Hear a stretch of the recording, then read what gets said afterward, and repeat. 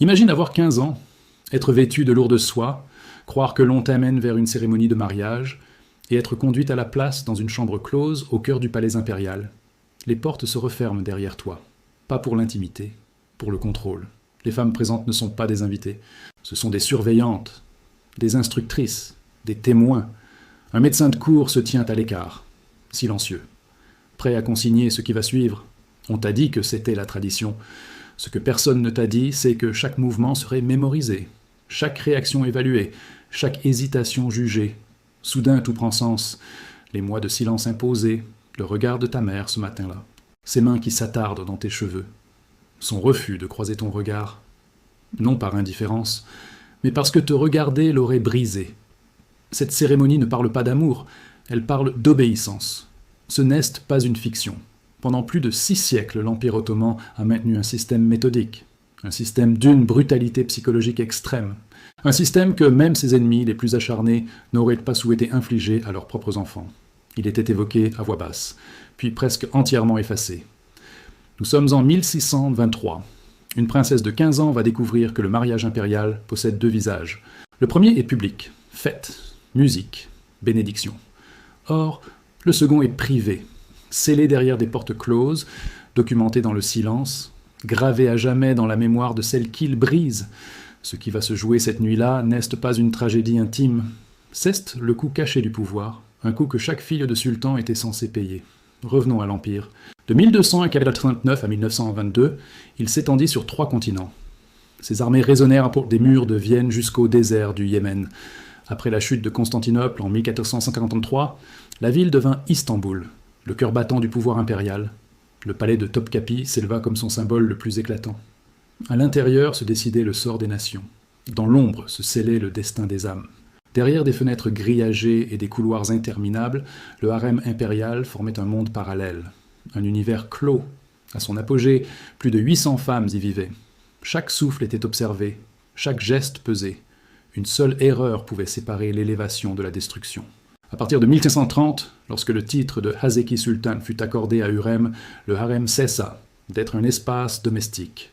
Il devint un champ de bataille, alliance, ambition, guerre silencieuse sans armes. La majorité des concubines étaient des captives chrétiennes venues d'Europe ou achetées sur les marchés nord-africains. Elles entraient au palais dépouillées de leur passé, mais encore porteuses d'espoir. Attirer l'attention du sultan. Ironiquement, beaucoup d'entre elles disposèrent de plus de possibilités d'influence que les princesses nées au sommet du pouvoir. Le sang royal était aussi une prison. Durant la période appelée le sultanat des femmes des figures, comme Kösem Sultan, exercèrent une autorité immense. Elles orientèrent les conseils, influencèrent les guerres, gouvernèrent depuis l'ombre. Leur pouvoir remodela l'empire. Mais les princesses connaissaient un autre destin. Elles n'étaient pas des dirigeantes. Elles étaient des garanties, des clauses humaines dans des accords politiques, des sceaux vivants destinés à assurer la loyauté, à étouffer la rébellion, à récompenser l'obéissance. C'est dans ce système que naquit Fatma Sultan en 1606, fille du sultan Ahmed et de Kösem Sultan. Elle grandit entourée de jardins et de savants, de manuscrits en arabe et en persan. Les chroniqueurs louaient son intelligence. Ses précepteurs admiraient sa discipline. Elle étudia l'astronomie, la calligraphie, l'histoire, le droit. Elle parlait 4 langues. Elle débattait avec assurance. Elle levait les yeux vers le ciel nocturne avec une curiosité qui inquiétait ses maîtres. Car la curiosité était dangereuse pour une princesse. Tout cela n'avait aucune importance. Depuis sa naissance, sa vie ne lui appartenait pas. Son destin était écrit. Elle serait donnée en mariage lorsque l'Empire l'exigerait. Son corps servirait la diplomatie. Son obéissance scellerait les alliances. La décision fut prise. L'homme choisi était Kara Mustafa Pacha, un commandant endurci par des années de guerre, bien plus âgé qu'elle. Pour lui, le mariage signifiait pouvoir et protection. Pour elle, cela signifiait devenir un instrument de l'État.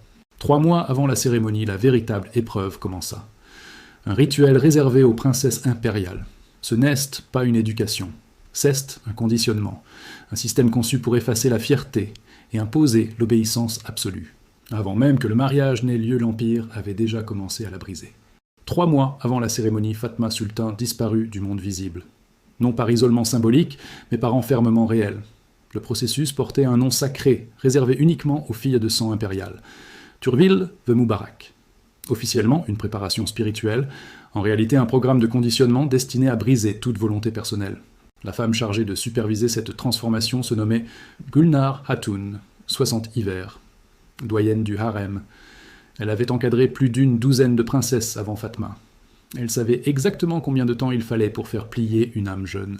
Sous son autorité, Fatma fut conduite dans le das, la chambre de la future épouse, un espace aux murs couverts de tapis persans et de panneaux d'ébène sombre. Rien n'y était décoratif. Chaque objet avait une fonction. Chaque angle rappelait la mission de la princesse. Dès l'aube et jusqu'à midi jour après jour, Fatma répétait des rituels de révérence.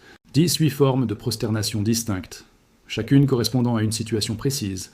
Comment saluer, comment servir, comment s'agencer au sol, comment attendre en silence, comment se tenir lorsqu'un homme entrait dans la pièce. Même marcher cessa d'être instinctif.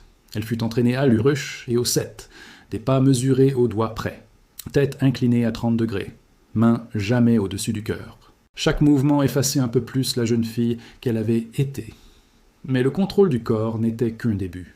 Le langage devint l'arme la plus cruelle. Le vocabulaire de Fatma fut réduit à 43 mots autorisés. Des mots de gratitude, d'excuse, de soumission, d'acceptation, rien d'autre. Toute tentative de parole libre, tout changement de ton, toute question posée hors cadre était punie. Jeûne prolongé, isolement dans des pièces humides, humiliation publique devant le personnel féminin du palais. L'obéissance n'était jamais présumée. Elle était testée. À intervalles réguliers, Fatma était conduite devant un tribunal féminin composé de dames influentes et de gardiennes du protocole. Ces audiences étaient présidées par sa propre mère, Kösem Sultan. Là, la conformité de Fatma était évaluée froidement, comme une monnaie, pesée, mesurée, jugée. Le lien mère-fille était sacrifié au profit de l'équilibre impérial. Et pourtant, ce n'était toujours pas le pire. Sous le palais existaient des salles rarement mentionnées dans les chroniques, des chambres souterraines fermées au monde. Là débuta ce que les archives nomment Talim Vegerk, des répétitions de la première nuit. Des répliques exactes des chambres nuptiales avaient été construites. À l'intérieur se trouvaient des mannequins de cire, des figures anatomiques réalisées par des artisans vénitiens avec une précision troublante. Devant des instructrices sévères, Fatma fut contrainte d'apprendre des gestes et des actes qu'aucune enfant de 15 ans n'aurait dû connaître. Chaque réaction était notée, peur, pleurs, résistance. Chaque signe de détresse entraînait davantage de séances, plus de répétitions, plus de conditionnement. Lentement, méthodiquement, la jeune fille curieuse qui observait autrefois les étoiles fut réduite à un corps obéissant. Mais le programme ne s'arrêtait pas là. À la maîtrise du mouvement et au silence forcé s'ajouta l'endurance. Le moindre signe de résistance, un menton levé, un soupir, une hésitation entraînait une punition. Jeûne jusqu'à l'épuisement. Exercices répétés conçus pour affaiblir le corps, enfermement dans des cellules froides et sans air. Ces sanctions avaient un lieu devant toute la cour féminine, publiquement, comme si Fatma n'était pas une princesse mais une servante rebelle. Le contrôle mental suivit. Fatma dut mémoriser des passages de traités ottomans et persans consacrés à l'obéissance conjugale, des textes glorifiant la soumission, le sacrifice de soi, l'effacement personnel présenté comme une vertu sacrée. Elle récitait ces passages à voix haute devant des concubines et des eunuques, jouant le rôle de juge. La jeune fille qui parlait autrefois d'astronomie et de poésie répétait désormais des mots conçus pour éteindre sa volonté. Même la prière fut détournée. 5 fois par jour, à heure fixe, Fatma devait accomplir des prières spécialement composées par les savants religieux de la cour. Elle ne visait pas la foi personnelle. Elle servait à rediriger toute dévotion vers son futur époux. Son corps apprenait la soumission par la répétition spirituelle. 2 fois par semaine, devant toute la cour féminine, Fatma devait servir les concubines favorites de son propre père. Elle lavait leurs mains, peignait leurs cheveux, les nourrissait, les aidait à se préparer pour leur nuit avec le sultan. Ce rituel était volontairement cruel. Il visait à écraser les derniers restes de fierté, à enseigner à la princesse que même celle qui partageait en la couche de son père se situait au-dessus d'elle. Des témoins rapportèrent que Fatma fondait souvent en larmes durant ses tâches. Ses mains tremblaient, tandis que le silence régnait autour d'elle. Une semaine avant le mariage, le régime se durcit encore. Fatma fut déplacée dans le Gelen Kirou, le pavillon de la fiancée, un bâtiment isolé du reste du palais. Là, chaque détail de son existence fut contrôlé. Repas strictement mesurés. Fruits, miel, amandes, lait de chèvre, épices rares, bains quotidiens surveillés, huiles parfumées, essences destinées à calmer, à adoucir, à induire la résignation. Les murs du pavillon étaient couverts de tapisseries représentant des épouses idéales, silencieuses, fécondes, obéissantes. Des miroirs vénitiens étaient disposés partout, forçant Fatma à se voir constamment, comme si son propre regard devenait un outil de surveillance. À ce stade, elle comprit la vérité. Son corps ne lui appartenait plus. Sa voix avait été fragmentée. Ses pensées elles-mêmes n'étaient plus sûres. Et l'Empire n'avait pas encore terminé. La préparation avait atteint son but. La fille brillante qui rêvait des cieux avait été effacée. Il ne restait plus qu'une chose à accomplir, le jour du mariage, et ce qui l'attendait allait achever ce que le dressage avait commencé. Le jour arriva. 15 mars 1623. Dès l'aube, Istanbul vibrait comme un cœur trop plein. Les rues se remplirent d'encens et de musique. Les processions serpentaient entre les maisons. Au palais de Topkapi, les banquets étaient tressés sur des tables dorées. Les invités traversaient des salles éclatantes de lumière et de chants. Des danseurs venus de Perse et d'Andalousie se succédaient. Les meilleurs musiciens de l'Empire jouaient sans relâche. Aux yeux du peuple, la scène évoquait une fête bénie par le ciel. Pour Fatma, ce n'était pas une célébration, c'était une sentence. Les chroniqueurs notèrent que tandis que les convives riaient et levèrent leurs coupes, la princesse demeurait immobile, silencieuse, les lèvres sèches, le regard absent. Les médecins du palais l'observaient attentivement. Ils consignèrent des tremblements incontrôlés, des sueurs froides malgré la fraîcheur de mars, une perte totale d'appétit, des épisodes soudains d'essoufflement, des signes que nous reconnaîtrions aujourd'hui comme une angoisse extrême. Le faste public masquait une terreur intime. Lorsque le dernier toast fut porté et que les invités civils quittèrent le palais, le moment le plus redouté commença. Fatma fut escortée hors des grandes salles vers le pavillon nuptial situé au cœur des jardins privés. La structure suivait des plans anciens remontant à l'époque de Mehmed II. Elle était octogonale et divisée en 3 niveaux ascendants. Chaque étage avait une fonction précise: purification, présentation, consommation. Rien n'avait été laissé au hasard. Le premier niveau portait le nom de Tajha Katu, la chambre de purification. Fatma y subit des bains rituels qui durèrent des heures. Le marbre clair reflétait la lueur des torches sur l'eau. Des essences de rose, de damas, de bois, de santal et d'ambre somalien imprégnaient sa peau. Des onguents furent appliqués par des alchimistes. Ils contenaient des substances destinées à apaiser le corps et à émousser toute résistance. Les médecins de cour décrivirent l'état obtenu comme une extase de soumission. Le second niveau se nommait Teslim Katu, le sol de la reddition. Là, Fatma fut vêtue de sa robe nuptiale, une soie blanche brodée d'or, ornée de perles du golfe Persique. À l'extérieur, elle paraissait majestueuse. En réalité, la tenue était conçue pour contraindre. Des attaches internes limitaient ses mouvements. Le poil de la coiffe forçait une posture rigide. Des bracelets et des anneaux entravaient subtilement ses pas. Les chaussures épaisses rendaient toute fuite impossible. Le vêtement était une prison déguisée en splendeur. Pendant que Fatma était transformée en symbole son futur époux, suivait une préparation bien différente. Entouré de conseillers et de vétérans de guerre, Kara Mustafa Pacha recevait des instructions non sur l'union, mais sur la domination. On lui enseignait des phrases calculées pour humilier, des attitudes destinées à imposer la peur, des méthodes pour affirmer son autorité sur une princesse impériale. Il ne devait y avoir ni hésitation, ni égalité. La soumission était attendue. Puis vint l'ascension vers le 3e niveau. Sif Katu, la chambre de la consommation. Les murs étaient couverts de tapisseries représentant des villes conquises, des armées vaincues, des princesses captives. Le message était clair. La victoire militaire et la victoire conjugale relevaient d'une même logique. Le mobilier lui-même était conçu pour le contrôle. Des lits munis de systèmes dissimulés, des coussins imprégnés d'huile calmante, un éclairage faible destiné à désorienter. C'est dans cet espace chargé de symboles de domination que Fatma affronta la nuit qu'elle redoutait depuis des mois. Soutenue à peine par son propre souffle, elle devint le sceau vivant d'un pacte politique. Les chroniques officielles parleraient pas plus tard d'un mariage triomphal. Mais derrière ces murs, une autre réalité se jouait. Lorsque les portes du Sif Katu se refermèrent, Fatma resta seule avec son époux. Les registres médicaux décrivent ce qui suivit comme un effondrement total de l'esprit. Des mois de discipline et d'humiliation avaient vidé sa capacité de réaction. Son corps tremblait sans contrôle. Sa voix se réduisit à un murmure. Son regard se figea comme si elle fixait un point invisible. Les médecins impériaux nommèrent cet état SMA Tam, un choc total. Kara Mustafa Pacha, habitué au siège et au champ de bataille, interpréta dès abord cet état comme une défiance. Il crut devoir la briser. Il appliqua les méthodes qui lui avaient été enseignées. Intimidation, gestes calculés, pression constante, mais il n'y avait plus de résistance à vaincre, seulement le vide. Fatma n'était plus présente. Son esprit s'était retiré. Un dernier refuge face à ce que son corps ne pouvait supporter. Lorsque l'union fut finalement consommée après des heures de tentatives, les observateurs cachés consignèrent l'épisode comme traumatique pour tous. Des documents codés évoquent des hémorragies internes, des pertes de conscience répétées, ce que les médecins appelèrent le départ de l'âme. À partir de cette nuit, Fatma Sultan ne fut plus jamais la même.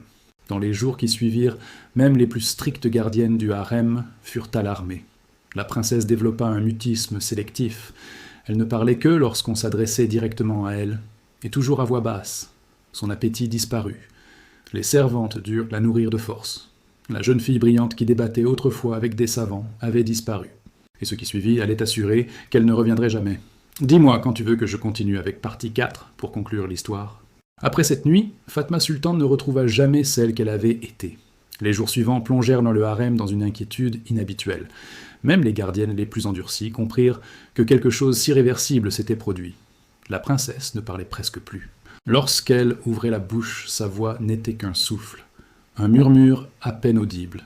Ses yeux semblaient regarder au travers des murs, comme si son esprit s'était réfugié ailleurs. Les médecins de la cour consignèrent rapidement de nouveaux symptômes. Pleurs incontrôlés sans cause apparente. Épisode prolongé de panique. Évanouissement soudain. La simple présence d'un homme, même d'un eunuque, déclenchait chez elle des crises de suffocation. Respiration rapide, tremblements, sueurs abondantes. Ils appelèrent cela la maladie de la peur. Dans leur traité, ils décrivèrent cet état comme fréquent chez les princesses après la première nuit de mariage.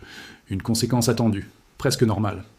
Avec nos mots modernes, nous appellerions cela un traumatisme profond. Une blessure de l'esprit qui ne cicatrise pas. Ils tentèrent tout ce que la médecine ottomane connaissait. Infusion d'herbes rares, séances de musique thérapeutique, exercices spirituels soufis destinés à rééquilibrer l'âme. Rien ne fonctionna.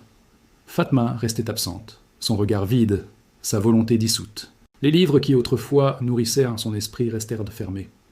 Les instruments qu'elle aimait touchèrent la poussière. Les jardins qu'elle parcourait avec émerveillement furent abandonnés. La fille du sultan le plus puissant du monde était devenue une silhouette silencieuse. Son mariage avec Kara Mustafa Pacha se transforma en mécanique sans chaleur. Il y eut des enfants, des apparitions officielles, des gestes dictés par le protocole.